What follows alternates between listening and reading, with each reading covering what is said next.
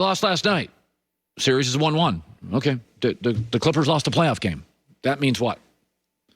Did anybody think they were going to go undefeated through the playoffs? Dallas has the best young player in the NBA. Dallas has 2 top 25 players. Dallas has a coach in Rick Carlisle who's going to get Hall of Fame votes. Dallas has depth. Dallas finished 11 games above 500. Dallas is good. Folks, KD, Stephen Clay, a dynasty, had 14 playoff losses. The Heatles, LeBron, Wade, and Bosh had double that, 28 playoff losses. With LeBron, the best player in the world, Bosh in his prime, and Wade not far from it, they were pushed to 7 games in Miami. These are in series they won by the Celtics, Pacers, and Spurs. The Heatles only had 2 playoff series in 4 years they swept.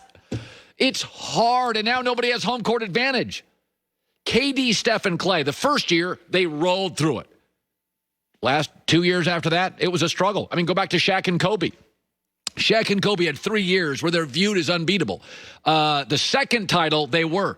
The year before that, Shaq and Kobe were pushed to a maximum 5 games in the first round. As a number 1 seed, 5 games at the time was your first round, and they went 5 games. The year after the second year, the third year, they went to 7 games before they got to the finals. This stuff is hard.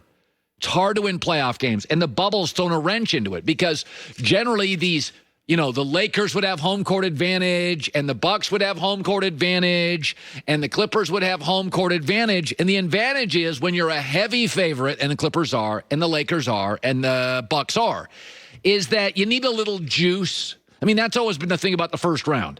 The favorites come in. Thank God you're at home because you know you're supposed to win in about 5 games. And what you need is juice. You need a little help from the crowd, and you don't have it. You got a digital board. And so it's a big advantage to the underdogs. The Bucks, the Clippers, and the Lakers are 1-3. Okay? So it's a huge – this is March Madness. It's even worse than March Madness. Even in the first round, Duke and North Carolina have more fans than Belmont and Coastal Carolina. So this is a huge advantage. I mean, we saw the Suns go 8-0, Portland play in. Teams like Memphis and the Nets, without, with not much to work with, had real advantages. Now it's just like you're just playing in a gym. Underdogs got nothing to lose. Pressure's all on the favorites. And by the way, the Clippers are still trying to figure out chemistry. That's A. We all know that. We don't think their chemistry is great. B, Patrick Beverley, who averages about 26, 27 minutes a night for the Clippers. He's a really good player. He didn't play last night. I don't know when they're getting him back. And C, Paul George was bad.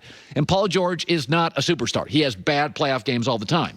So the 3 teams that we think are great, we think are title teams. And I think you can throw Toronto into this, but let's just say Bucks, Lakers, Clippers. They're 1-3. And people forget this. If you go to the KD, the last year before KD got hurt in Golden State, the second year, they were pushed, the third year, excuse me. This is the KD, Steph, Clay, Draymond Warriors. They were pushed to 6 games in the first round by these Clippers. And Kawhi wasn't there yet, and Paul George wasn't there yet. That's a dynasty. And again, the Heatles had 28 playoff losses. They were pushed to 7 games 3 times in the years they won the championship. So this is, you got no home court advantage, big advantage, obviously, to the underdogs. Because the favorites in playoff series in the first round have always needed juice. They need something to lift them up. The underdogs don't. They're being told they have no chance. They don't need the juice. They're being told they have no chance to win the series. They got the juice. They got the chip on their shoulder. Favorites in the first round are sleepwalking through this thing. Milwaukee's defense now is bad. The Lakers haven't looked really energized in like 2 weeks. And last night, the Clippers, without Patrick Beverley, off night for Paul George, just didn't have it. So this is great news. It's one of these that you'd think, because I love Tua, it would be bad news. This is actually great news. Ryan Fitzpatrick is going to start for the Miami Dolphins. This is great news for Tua.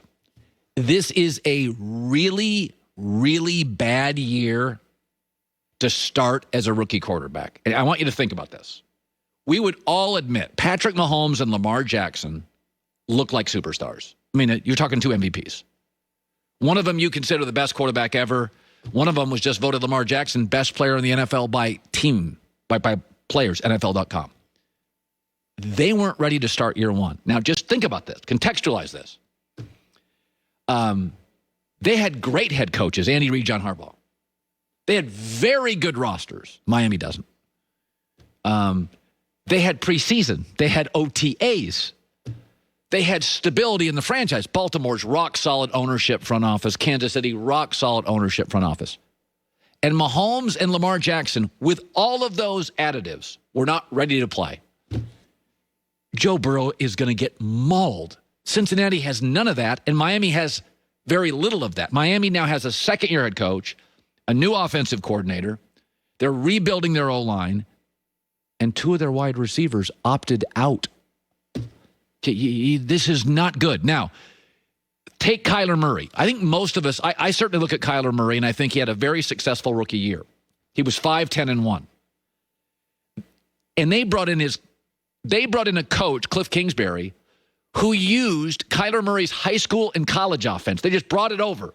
He was 5-10-1, and we went, oh, this was pretty successful. But Kyler Murray, who's more athletic, significantly more athletic than Tua, was getting sacked 5 times a game his rookie year in the first month. I think he ended up getting sacked 50 times. And he has escapability, much better than Tua. And all those shots, Tua doesn't have to take any of them. Because Arizona's O-line is a lot like Miami's today. Rebuilding. Not great. Not top 10 in the league. So this is great news. And by the way, I love Miami's direction. Joe and I have said this a 1,000 times.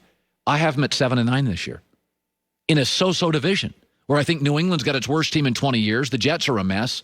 Buffalo's good but limited at quarterback. I have them at 7-9. Fox Bet has their over-under at 6.5. People in the NFL love where Miami's going. The Vegas guys, the wise guys, have them at 6.5. And I'll give you another.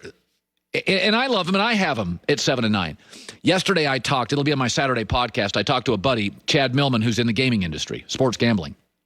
And I asked him one of my questions. I've already taped it. It's on Saturday. I said, the smart guys, the wise guys, like what is their number one over-under bet in the NFL? And he said it's the Cincinnati Bengals under 5.5 wins. The smartest guys in Vegas are pounding bet Cincinnati wins fewer than 5 games. Why? This is an easy one.